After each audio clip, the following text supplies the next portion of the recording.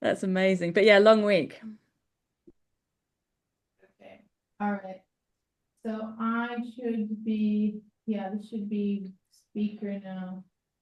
And I'm not, yeah. Hannah Rose, if you click speaker again up top. I mean, this is the unofficial recording that I'm doing, so Yeah, um so it says speaker. It's already ticked speaker. Is that okay? yeah, that should be the view of speaker, then that should be fine. Perfect. And then you Yeah. just start recording and whenever you're ready. Thank you. Good Thank you luck. very much. Thank you. Ken, are you okay? You've had something to eat. You're all good? Yes, yes, yeah. Actually, let me just take a sip of water real quick. Yeah. No, I've got everything I need here. So, yeah, thank Celeste, you. you okay? Ken, take your time.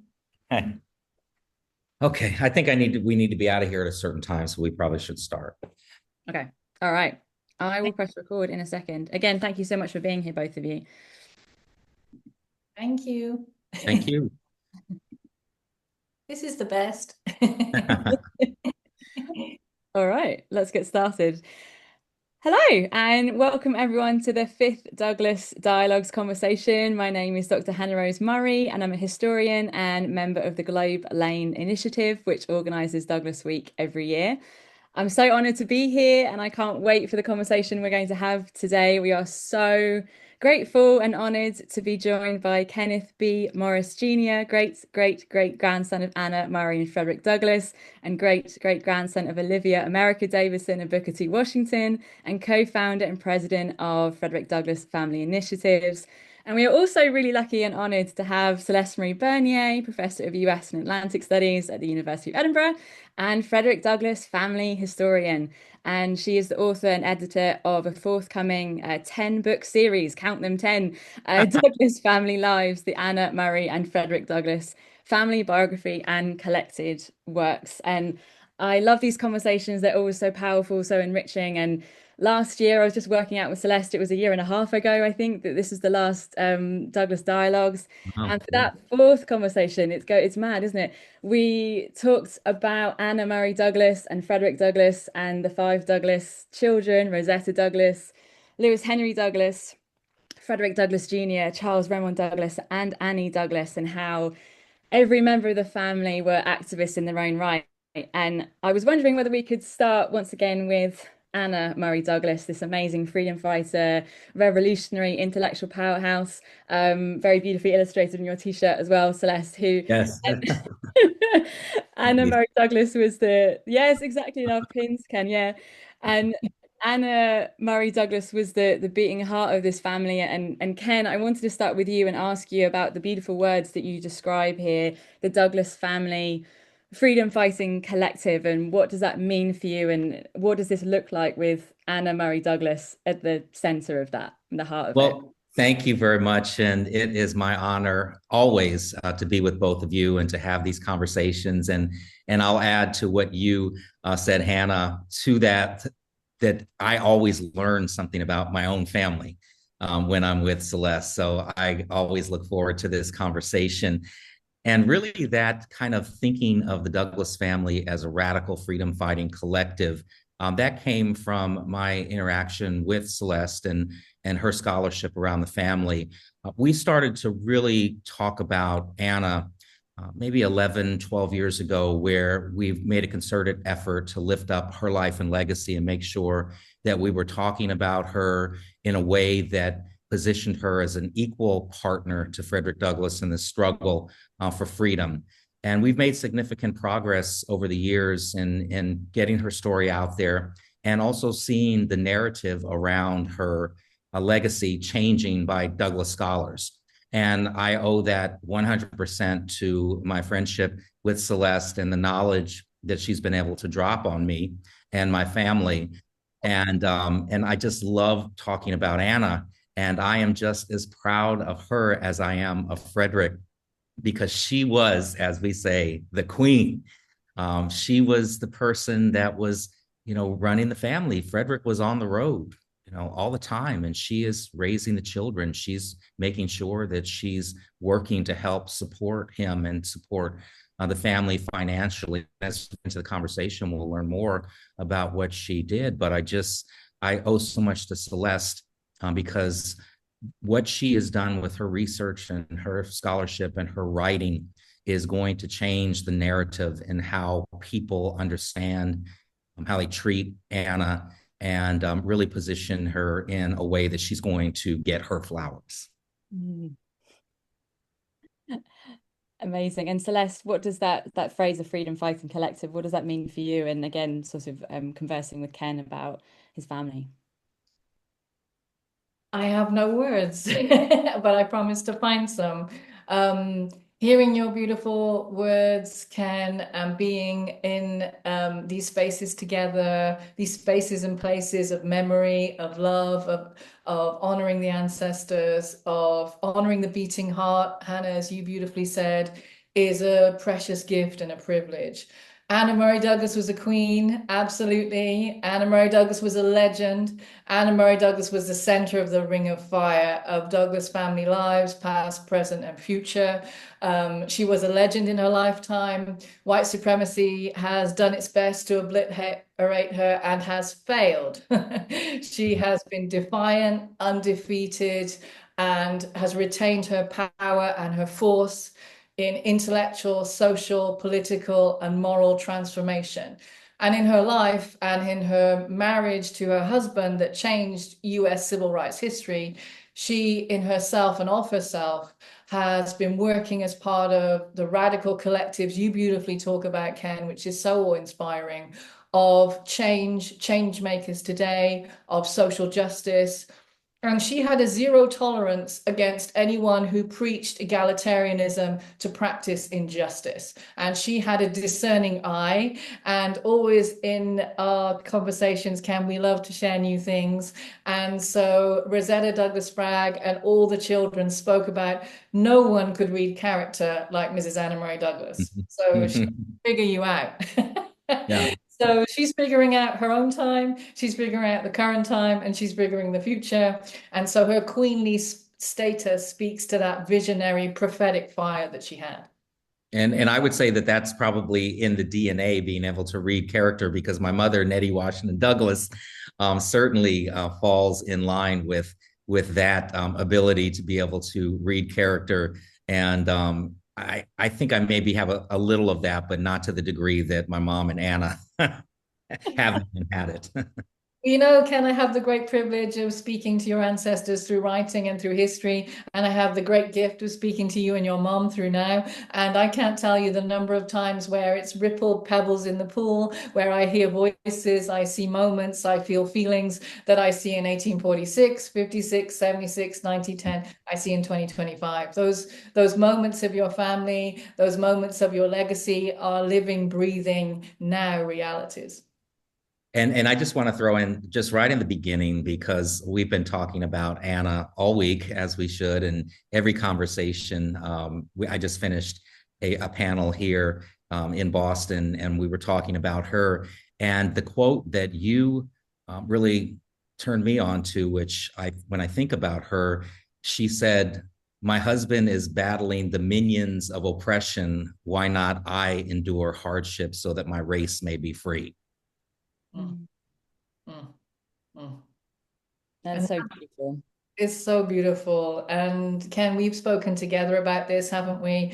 And you've been talking about the change in urgency and the change in energy around the honoring of the Douglas family. And always the dream of our lives is understanding the Frederick Douglass voice is the Anna Murray and Frederick Douglass family voice. And you absolutely, it's the Nettie Washington Douglas voice, the Kenneth B. Morris Jr. voice. It's the voice of your ancestors and the voice of you now, all united in this powerful revolutionary language that is a toolkit of revolution for change now. I love that. Thank you. Yeah. That is a beautiful way of phrasing it, Celeste, a toolkit for revolution. And Ken, I just want to come back to something that you said about Anna Murray Douglas being, sort of recognizing her as that equal partner in the struggle. And we've talked about family. And I think that what I'd love to ask you about, Ken, as well, is this sort of concept of home and the radicalism of home and the radicalism of family building, particularly as a Black woman and particularly as Anna Murray Douglas. And what did that radicalism in the home and that family building look like for the family more broadly? Well, I'm here in Massachusetts for Douglass Week, and it's been so beautiful to learn more about their home life in relationship to Massachusetts. So, of course, New Bedford, which is where they would settle after Frederick escapes from slavery with the help of Anna Murray. And of course, he would escape to New York. She would come and join him. They would take on the name Frederick and Anna Johnson after getting married. And then it was suggested that they go to New Bedford, Massachusetts, where Frederick would likely be able to find work on the ship docks. And he had acquired a skill as a ship caulker while enslaved in Baltimore City, Maryland. And so we were in New Bedford yesterday, and I had for the first time an opportunity to see the new statue there that depicts him as at the age he would have been when he arrived, which was 20 years old. And it's a beautiful monument. I'd seen pictures of it, but I hadn't had a chance to experience it in person. And to see that was very emotional. And then again, to walk on the floors of the Nathan and Polly Johnson home, which is the couple that took he and Anna in when they first arrived here in New Bedford. And then we were in Lynn a couple of days ago. I had never been to Lynn before. And we had a conversation about the Douglass family in Lynn. So I just think about Frederick and this idea of this young man who had only seen his mother a handful of times, didn't know who his father was. It was presumed it was his enslaver. He'd been separated from all of his brothers and sisters, and he truly was an orphan with no family and no home and no country. So, imagining what it would have been like for him to now escape from slavery, get married 2 weeks later, and then in New Bedford begin to have a family. That radical freedom fighting collective is starting, the seed is now planted. And as they start to venture off, he and Anna, to places like Nantucket Island to attend a Massachusetts anti-slavery meeting. I'm sorry, there was a little bug that was flying around me. I wasn't waving to you. So that seed of radicalism is being planted and watered, and it's going to begin to germinate. And I wonder, and maybe you can get Celeste's input on this, but what are they thinking at this time? Could they have imagined, what the turn that their lives that would take, shortly after landing in New Bedford, and the impact that they would have on the country and really the world and all of us today. So I love to think about those early beginnings in their family lives, knowing now we can look through the prism of history and see the totality of the work that they did. But just interesting for me to think about that. It's so heart, soul, spirit touching and beautiful. And Ken, one of the most beautiful journeys in doing the research and everything you've just asked will absolutely cover that. It makes me think of Nantucket and that moment where when I found that piece of information that I had to call you up and we talked about it, or in that very moment when I found it. So there's a big moment, we all know him, in Mr. Frederick Douglass's life, where he's a young man and he goes to Nantucket and he gives his speech, and he courageously faces a room of white abolitionists who again are preaching equality only to practice inequality. And he says, I shook like an aspen leaf. I shook and I trembled from limb to limb. And what no one ever speaks about is when he spoke to his dear friend John Edward Bruce just before he passed away, and he remembered that moment. And this is many years after Mrs. Anna Murray Douglass has passed away. And he said, I was trembling and frightened, but I knew the urgency and power and importance of my voice and my experience to that audience. And so my wife sat in the front row and I gave my speech to her. I gave my speech to her. On her knee is a very tiny Lewis Henry Douglass. By her side is a slightly less tiny Rosetta Douglass Bragg. And so the Freedom Fighting Collective, we're giving Frederick Douglass, the beloved ones of my heart, all his spirit power. Your question about now and the revolutionary fire of now.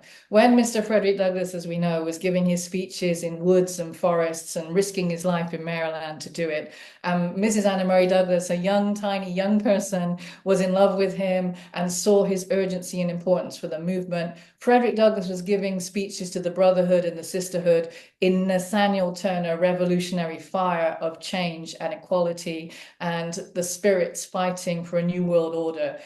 When Anna Murray Douglass is stitching that suit, when Frederick Douglass is speaking to that Massachusetts audience, they are building the marriage that is changing civil rights history. And they are absolutely aware. They are absolutely architects, prophets, and visionaries of a new freedom, for absolute definite. I love that. And you made me think about when Frederick was enslaved and he and Anna start to think about a future together, and they care about each other and they think about what life might look like for them and starting a family. This idea that this businesswoman, she, was an entrepreneur, that she invest in him. It shows you how much she believed in this young man who was enslaved and who was a teenager, really. So maybe you could talk a little bit about that, because I just think that's amazing that she would not only invest in him by, selling her personal belongings, and then, as you just beautifully said, put together the disguise that he would wear, but she's going to have to leave her friends, her life, any relationships that she made in Baltimore, and she's off. It's like a beautiful love story. They're off and running. And that's the beauty of it. You just beautifully summarized it. But what you speak so powerfully to there, Ken, is that Mr. Frederick Douglass is one of the hundreds upon hundreds that she helps to their self-liberation.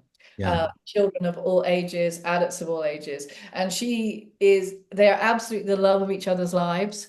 But as we know, and as we talk about, the work for liberation, the work of the movement comes first. And they both sacrificed everything. The children sacrificed everything. You and your mother and all your contemporaries have sacrificed everything, that the work comes first.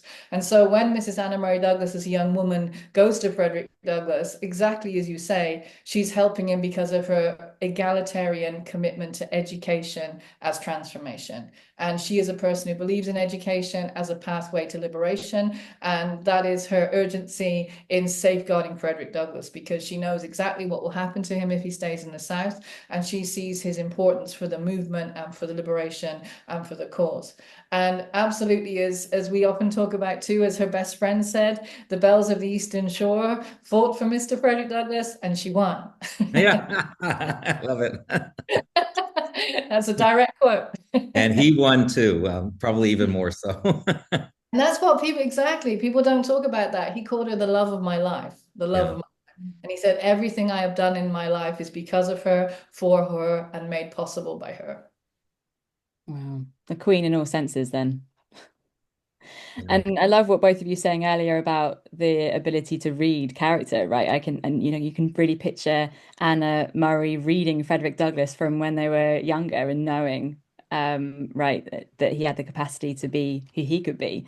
And Celeste, you were just there talking about all the immense activism, and there's so many things that we can talk about with Anna Murray Douglass. And I am always really, really struck by Anna Murray Douglas's role on the Underground Railroad in particular. And Ken, I wondered whether you could say something or speak to this concept of Anna Murray Douglass not only being the activist, being that conductor on the Underground Railroad when Frederick Douglass is away and lecturing and sacrificing in his own way, but then you have this woman, this activist, this powerhouse who's also a mother, and she's trying to be a parent, and a parent is one of the hardest roles you can do, let alone in this really oppressive space, in this world where it's a war zone, where they are living and laboring in this war zone, and they're trying to help people. So yeah, Ken, I wondered if you could speak about her role there.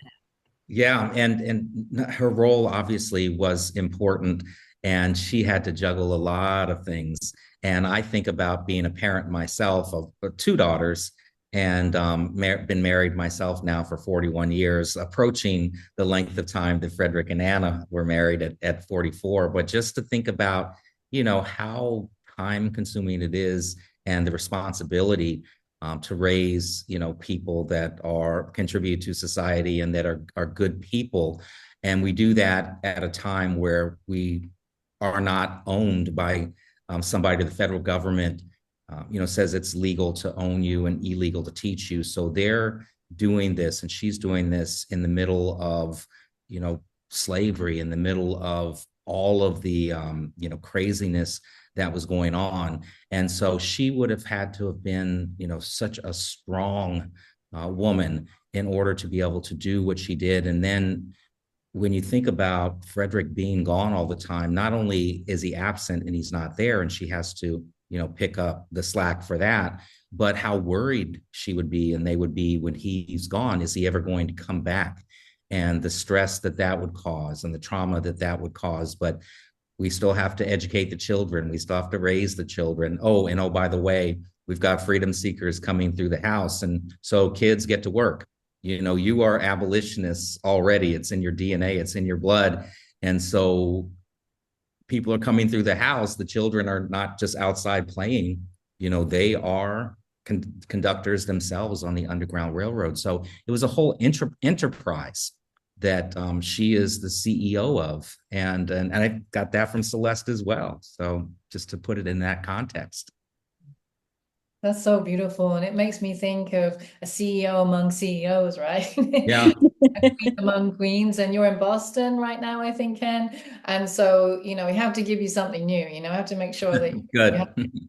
And so Anna-Marie Douglass worked as a queen among queens. And so we know the legends that she worked with. Some of them are world famous, Sojourner Truth and Harriet Tubman.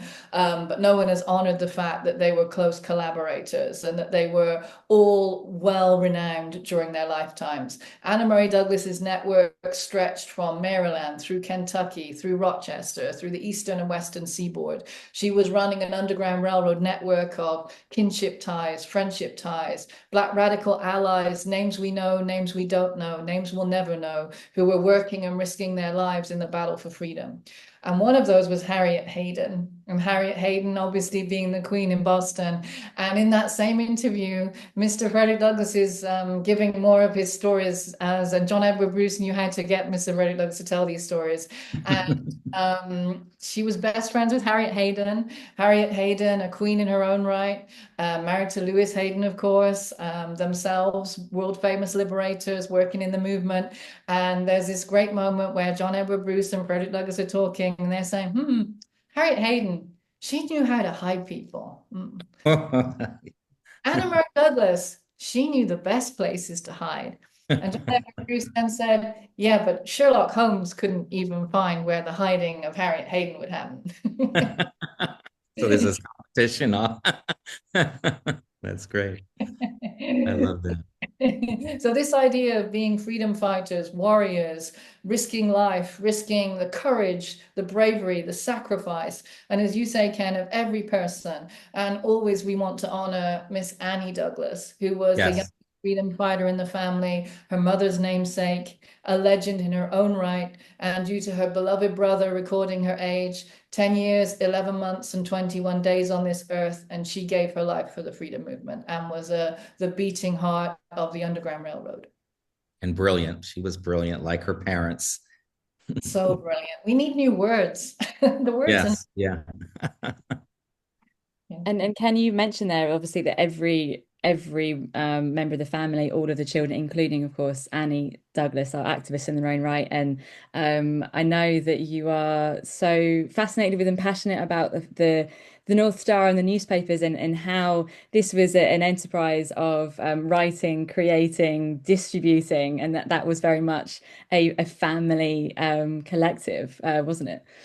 It was. And before, we jumped to Rochester, I just wanted to talk a little bit about just the impression and the feeling that I've had being in Massachusetts and the importance. And we talked about New Bedford and we talked about Lynn a little bit. My great-great-grandfather, Charles Remond Douglass, was born in Lynn. And as I mentioned earlier, it was my first visit there the other day. And to be in that space and on that sacred ground was so emotional for me.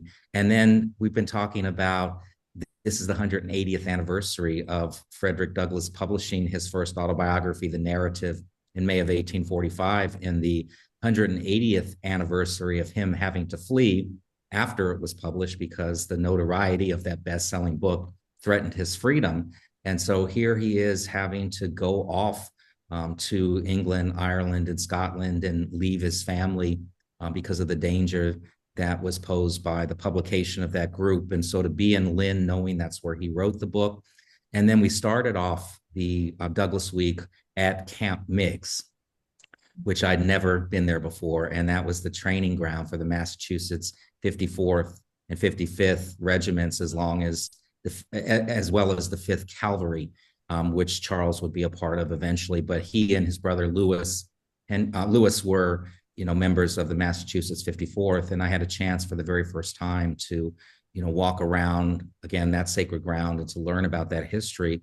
And it made me think a lot about their parents and how proud they would have been that they volunteered to join, to fight, for what was right. And I was reflecting on this idea that they were born free. So they did have some privilege being the sons of Frederick and Anna Murray. And while, we know that how racism existed and it was not easy for them, we know all of that, but there was some level of privilege. And for them to volunteer, and of course their father was a recruiter for the Massachusetts 54th, for them to volunteer, it just shows me, again, that commitment to this radical freedom fighting collective to do what needed to be done. And so we spent all day there. We had a beautiful ceremony to honor them and the other soldiers and the descendants of those very brave and courageous men.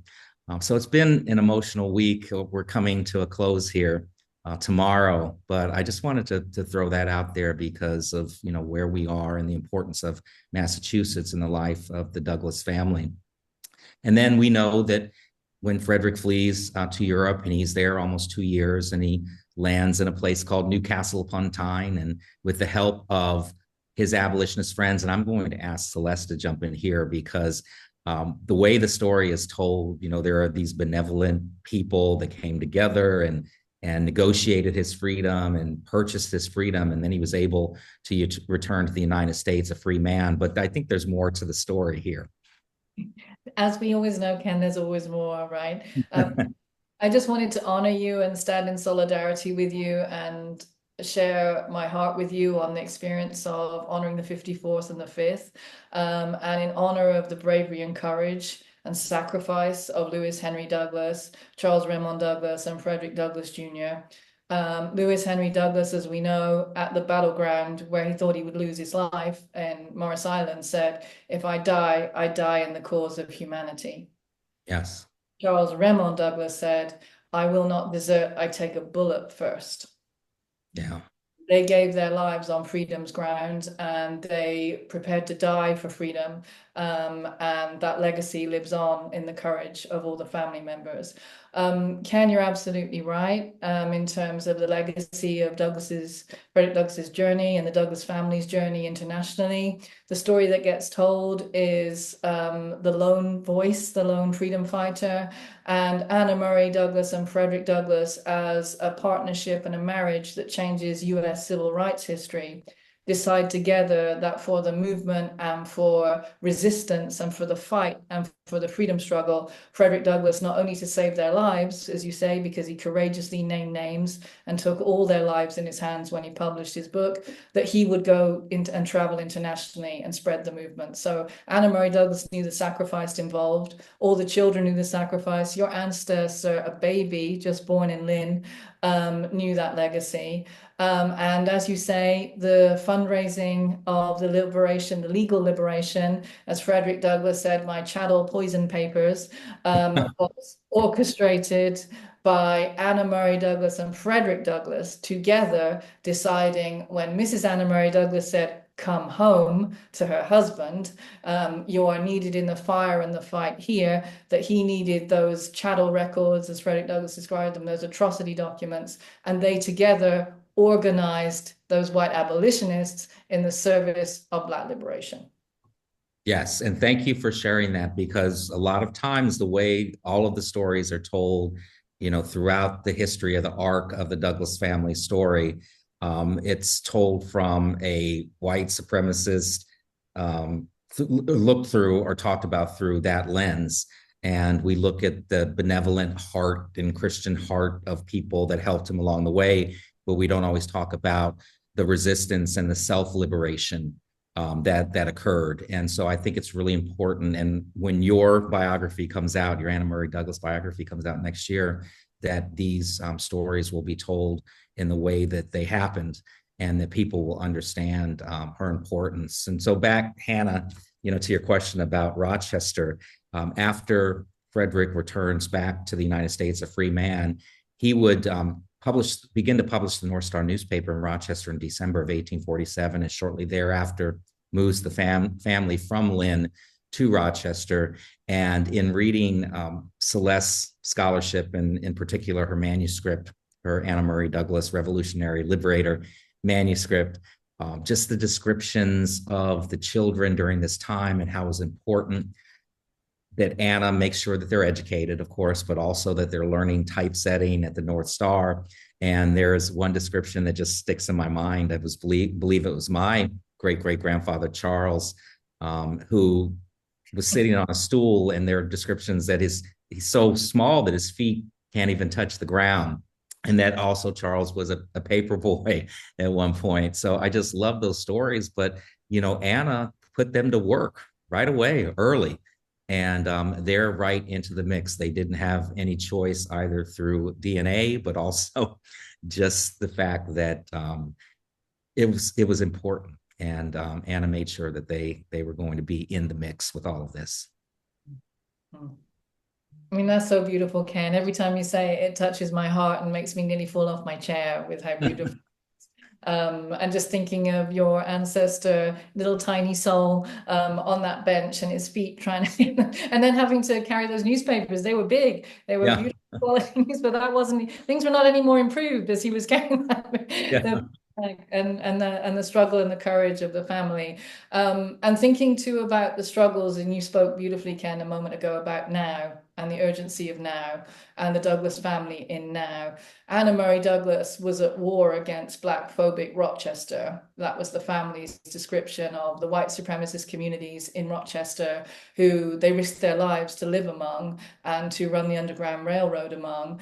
And Anna Murray Douglass was frightened for her sons if they were on the streets in Rochester. And she said, our sons will survive and live if they work on the newspaper and are kept safe from police brutality, from social injustice, from the inequalities of communities that are working towards a white racist agenda.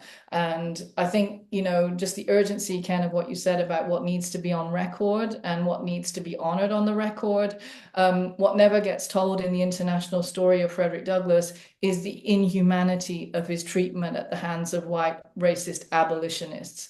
They were absolutely happy for Anna Murray Douglass and Frederick Douglass to live apart from each other, to have a family broken apart for months and months on end if Frederick Douglass was politically useful to their version of the movement. And that's why it's so important to understand the collective, as you beautifully say, and understand the agency and authority of the Douglass family deciding what were the parameters of their resistance and what were the agendas that would be blueprints for the change they wanted, that was an egalitarian human rights philosophy that rejected all those that were endorsing anything that was injustice by any other name.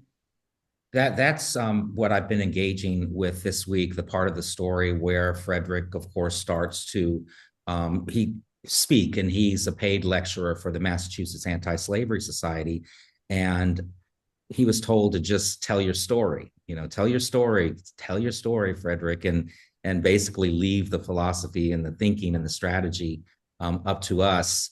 And at one point, or certain point, he's not happy just narrating the story of his life. And he's having his own ideas and starting to think about that. And I know that when he has to flee to the UK, that, he starts to kind of break away from Garrison's philosophy of moral suasion and the Constitution being a pro-slavery document. But Celeste, can you talk a little bit just about that time in his life? Because I've been really curious at, being a 27-year-old man and starting to rise and, being the mouthpiece for your people and the pressure that would be placed upon his shoulders at that time, but also starting to think more about just telling his story. That didn't satisfy him just to continue to narrate his time in slavery.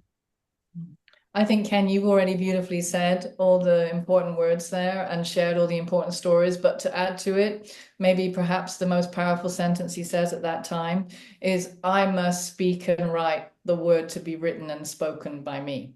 Mm-hmm. And the Douglas family, we must speak and write the word to be written and spoken by us. Yes. Yeah. Lewis Henry Douglas describes the moment of the battle with the Garrisonians, which you've just mentioned, Ken. I'm so grateful you mentioned it, which was a phenomenal rite of passage for all the Douglas family.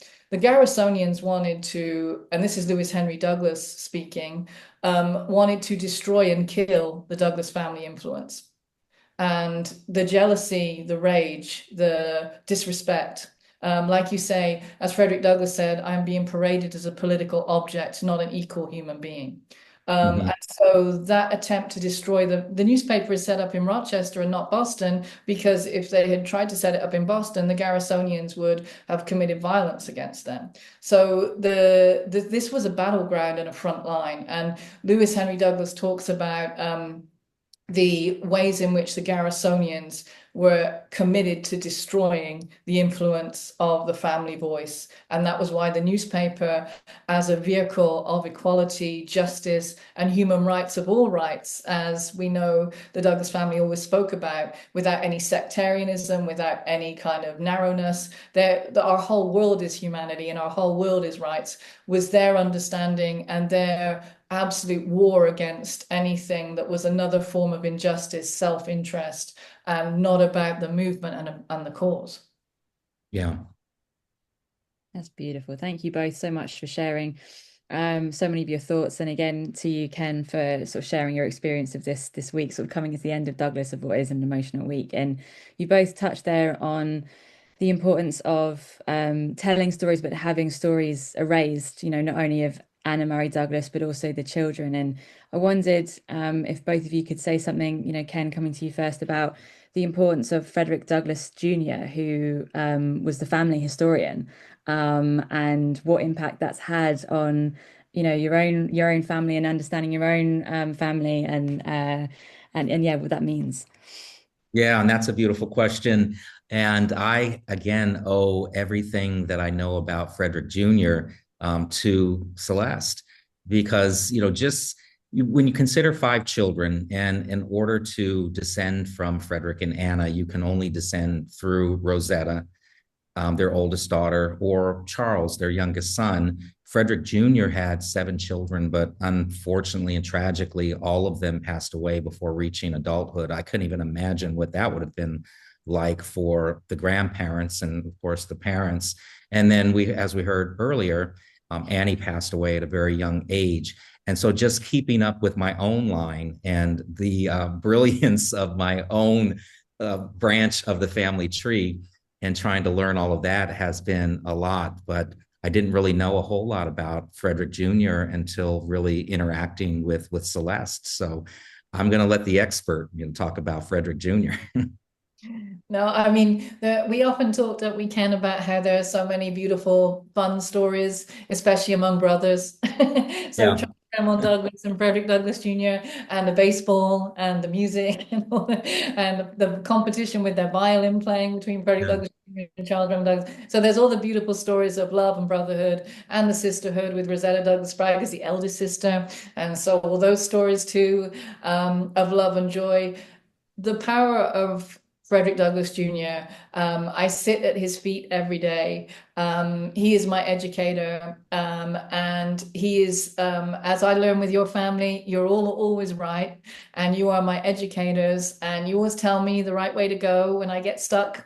And Frederick Douglass Jr. took it upon himself to record dates, to record events, to keep newspaper clippings. And he knew that, and he himself was a political commentator on white supremacy and on inequality and injustices intersectionally in the 1850s, as Kimberly Crenshaw beautifully talks about. And he not only kept these records, but what he did for us is your ancestors, Ken, who, as you are today in your beautiful articles, made the decision to write under fake names to tell Mhm. the truth to power. because as you spoke about them being the children of Anna-Marie and Frederick Douglass, which came with danger and life-threatening abuse. Lewis Henry Douglass had so many death threats that he said, threatened men live long, in reassuring his fiancée not to worry. And so they wrote under these names that he then writes lovingly their name next to it. So because of him, we know that your ancestors, including Charles Raymond Douglas, went by truth, went Right. by justice, went by observer, went by factual reporting, and now we know their legacy. So it's all down to your family members and honoring the legacy you lived every day. I love that. And, when I was talking about descending from the children, Rosetta, and then I mentioned Charles, but I failed to mention Lewis, who didn't have children. And we believe that one of the reasons that he and his beautiful wife, Amelia, didn't have children is because he was actually injured. He was shot in the Battle of Fort Wagner on Morris Island as a part of the Massachusetts 54th Regiment. So, I would be, I need to make sure that I'm mentioning Lewis here as well, too.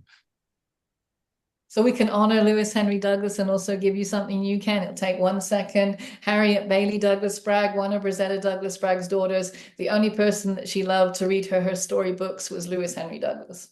Okay. Oh, I love that. Yeah, we've been talking a lot about Harriet Bailey Douglas Sprague lately, and I've really enjoyed learning more about her story. And so, this is again why Celeste is just an incredible resource. The family, is pretty big, and everybody was a part of this radical freedom fighting collective. It wasn't just the 5 children and the Douglas parents, but the grandchildren.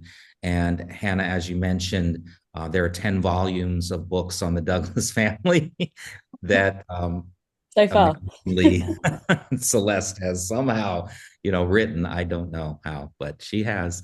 And the whole family, the grandchildren should be included as well.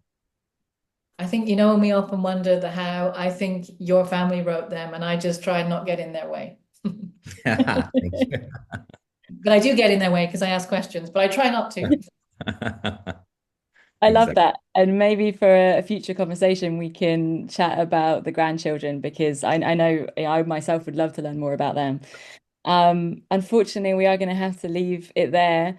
Thank you both so much for sharing your beautiful thoughts and knowledge and wisdom with me and with everyone. And already I'm very, very excited for the next conversation, hopefully at some point next year. Thank you both so much. I look forward to it. And thank you, Hannah. Thank you, Celeste. This is one of my favorite moments is to come together to have this conversation. So I can't wait to do it again for Douglass Week next year, 2026. And we're going to be in Baltimore. And so we know that that's going to be an incredible week of learning about the Douglass family in Baltimore. So thank you both very much. Thank you both, dearest awesome Ken and dearest awesome Hannah. Love you both forever. So grateful to be in this room with you both. Thank you. Love you too. Thank you. Thank you.